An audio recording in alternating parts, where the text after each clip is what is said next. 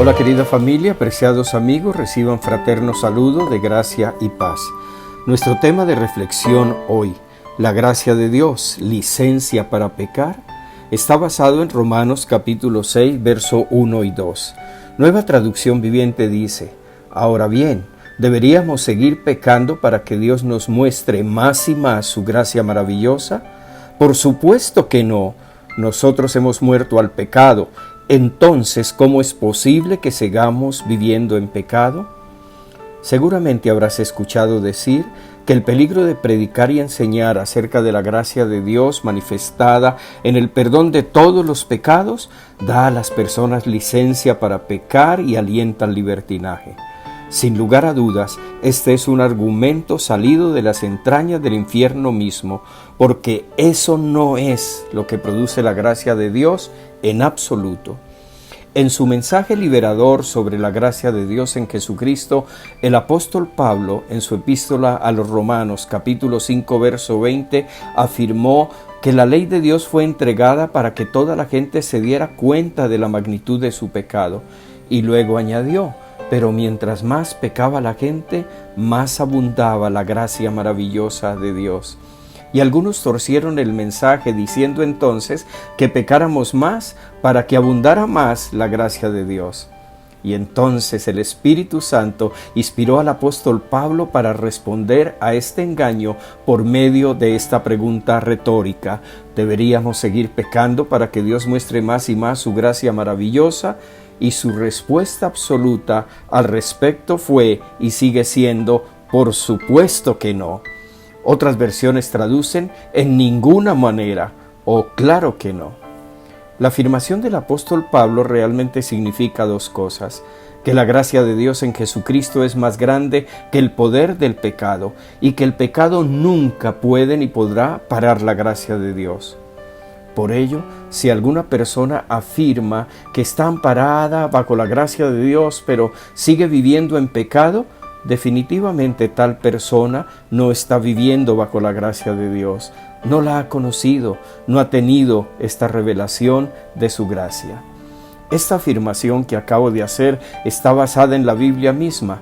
En Romanos capítulo 6, verso 14, el apóstol Pablo afirma: el pecado ya no es más su amo, porque ustedes ya no viven bajo las exigencias de la ley, en cambio viven en la libertad de la gracia de Dios.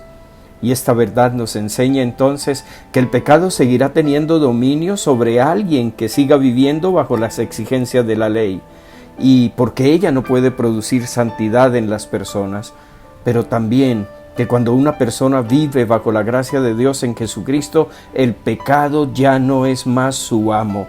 Significa entonces que la gracia de Dios es realmente el poder para no pecar más. A pesar de esta verdad de la Escritura, hay quienes piensan que la respuesta al pecado y a una vida de santidad se encuentra en la predicación de la ley de Moisés, desconociendo que de acuerdo con la Escritura neotestamentaria, la respuesta se encuentra en las buenas noticias acerca del Señor Jesucristo y en su Evangelio de gracia y verdad. El Evangelio es entonces el poder de Dios que transforma el corazón de una persona y produce verdadera santidad, no solo exterior, sino profunda, íntima, porque comienza en el centro mismo de su corazón y se extiende a su mente, a sus conductas, a sus actitudes. La palabra santidad en el Nuevo Testamento es la palabra griega agiasmos, que algunas veces también se traduce como santificación. En el momento en que alguien recibe al Señor Jesús como Señor y Salvador, es justificado por la fe, es decir, es hecho perfectamente justo, pero también es hecho santo o santificado, es decir, apartado para el Señor. Y a medida que se crece en la gracia y en el conocimiento del Señor Jesucristo, es transformado progresivamente a su imagen, de gloria en gloria, conforme lo enseña la Biblia en 2 Corintios 3:18. Y esto significa entonces que quien ha creído en el Señor Jesucristo como su Señor y Salvador es hecho 100% justo por la sangre derramada del Señor Jesucristo, y no hay nada que añadir al respecto. pero estando bajo la gracia de Dios, sí se debe y se puede crecer en santidad más y más en la manera en que vivimos la vida. Querido hermano, apreciado amigo, escucha esto. El apóstol Pedro en su segunda carta reconoce que algunos que son ignorantes e inestables han tergiversado el mensaje de la gracia para que signifique algo muy diferente. Y a pesar de ello, alentó a los creyentes a no alejarse del mensaje de la gracia, sino por el contrario, a crecer en ella y en el conocimiento de nuestro Señor y Salvador Jesucristo, para que toda la gloria sea para Él, ahora y para siempre. Así que este es el mensaje del Espíritu Santo para ti hoy. No menosprecies el gran amor de Dios manifestado en su amado Hijo Jesucristo, en su obra completa y acabada, en su Evangelio de gracia. Más bien, crece en esa gracia y en el conocimiento de quien dio su vida por ti en la cruz. De esta manera crecerás en una vida de santidad, esto es, en una vida que se aparta cada día para Él y viva para su gloria.